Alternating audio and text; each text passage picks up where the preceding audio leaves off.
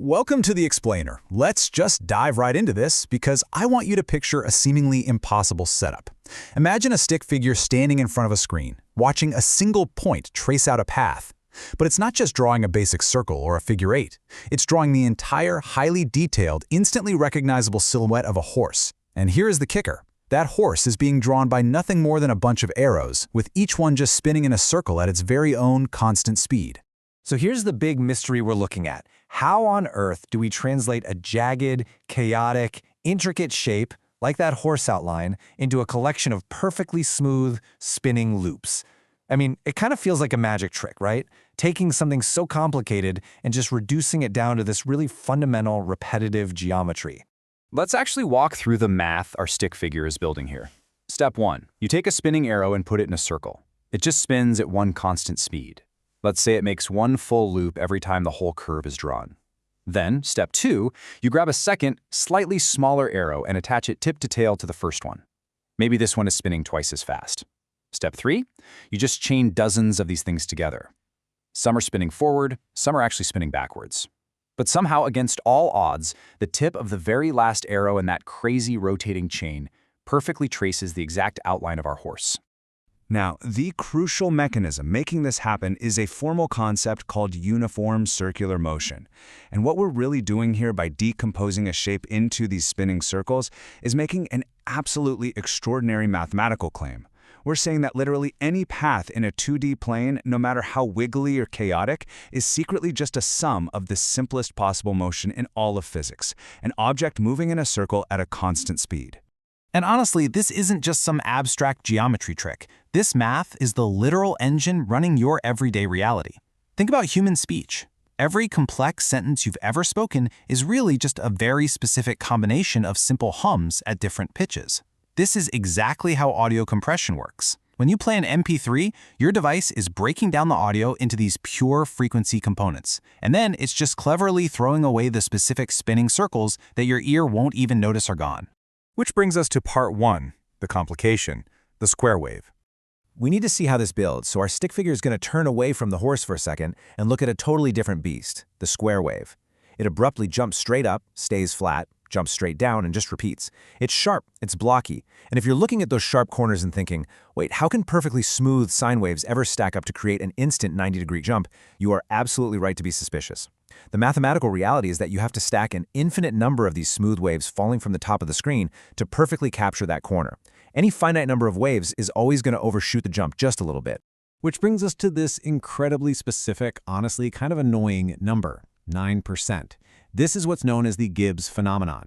When you stack your smooth waves to build that sharp jump, you get these characteristic ripples right near the corners. And the crazy, stubborn thing about it is that the peak overshoot near the jump never shrinks below roughly 9% of the jump's total height.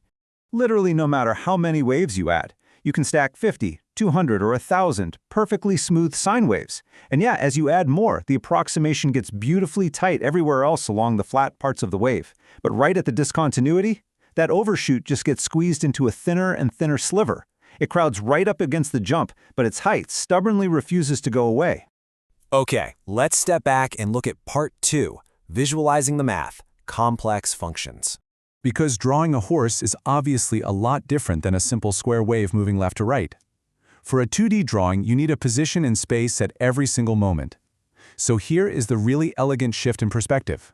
Normally, we'd think of a 2D path as having an x-coordinate and a y-coordinate, right? Two totally separate lists of numbers.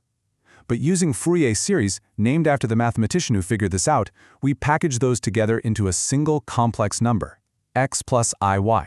So suddenly, your entire drawing, that whole horse, is just one single complex-valued function of time, where time goes from 0 to 1 as you trace the curve exactly once. And that beautiful little shift lets us map the math straight onto what our stick figure is doing. In the Fourier equation, you have this integer n that tells you exactly how many times an arrow spins around during one period.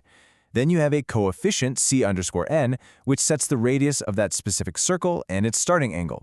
So every single term in that equation is quite literally a spinning arrow in the complex plane. You chain them tip to tail, and their sum traces the shape. But this brings up what is easily the most crucial question of the whole explainer. How do you actually find those exact coefficients? Like, how does the math know exactly which sizes of circles and exactly what starting angles are needed to perfectly recreate our highly specific horse? And that brings us to part 3, the solution, a mathematical tuning fork. The solution here is just so satisfying. Imagine our stick figure is now holding a tuning fork. There is this brilliantly simple trick using integration to extract the exact right numbers for every single circle. The math works by mathematically unwinding the rotation. If you take your complex function of the horse and you want to know how much of one specific frequency it contains, you just multiply it by a rotation going in the exact opposite direction.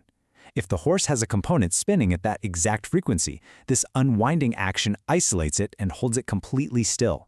And because it's held still, when you take the integral, it picks up a solid non-zero value. Meanwhile, every other frequency is just spinning around wildly and averages out to exactly 0. So the big takeaway is that this unwinding trick acts exactly like a resonant filter. It's literally a mathematical tuning fork. It resonates with exactly one frequency and just completely ignores all the other noise. And the wildest part? This exact same integration trick is how your car antenna pulls a single radio station out of the air, or how engineers figure out the dangerous vibrations in a suspension bridge.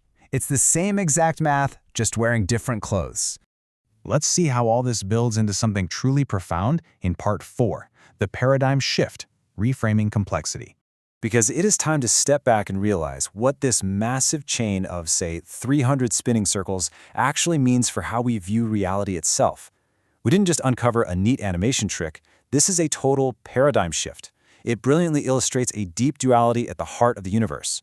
We basically have two completely equivalent ways to describe the exact same object. You can describe the horse locally by tracking its physical position at each instant, or you can describe it globally by its frequency content, the underlying recipe of simple circular motions that build the whole path. This duality between time and frequency is a cornerstone of human knowledge. It shows up everywhere from signal processing to the literal foundations of quantum mechanics. Which completely reframes what complexity even means, right? A horse looks complicated with all its subtle curves and contours, but from this new perspective, a horse is just a beautifully intricate list of complex numbers. If you reach in and slightly tweak just one of those coefficients, the horse doesn't just vanish into random noise, it just distorts a little bit. It's exactly like how a musical chord changes its emotional flavor when you just adjust the volume of a single instrument.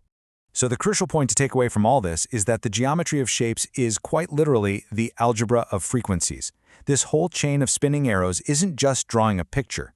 It's a window into one of the absolute deepest symmetries in all of mathematics, the beautiful symmetry between a physical function and its invisible spectrum. And once you actually see this symmetry, I promise you start noticing it everywhere. It makes you look at the jagged, noisy, messy world around you in a completely different light. So I want to leave you with this thought. As you go about your day today, look around and ask yourself, what other complex, chaotic parts of your reality are secretly just the sum of simple spinning circles?